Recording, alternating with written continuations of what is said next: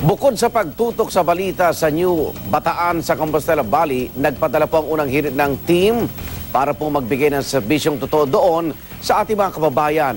At naroon po live si Tony Pet Gaba. Tony Pet.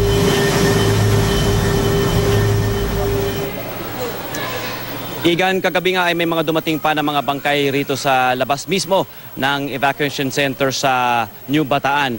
At sa kanilang pagkakabilang, 101 na mga bangkay ang kanilang nakuha.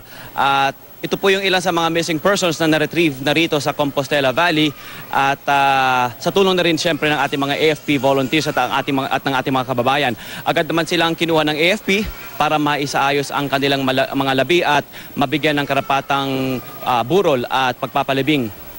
Samantala naman dito sa loob ng New Bataan Gym, kasama natin ang mga evacuees na nandito pa rin at nagpapalipas ng gabi. Ang iba nga sa kanila, Igan, ay simula pa nung Martes na paghagupit ng Bagyong Pablo ay dito na tumakbo at nagstay.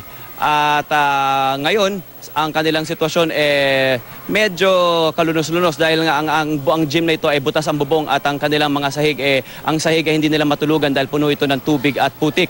Kaya sa magkabilang gilid ng mga bleachers sila na natutulog at naglalagi.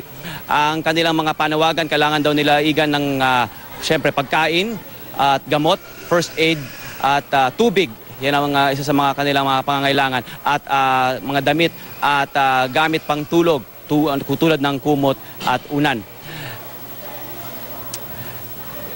At yan muna ang ating pinakahuling update mula rito sa New Bataan Gym sa Compostela Valley. Balik muna sa iyo, Igan. Maraming salamat, Tony Pet Gaba.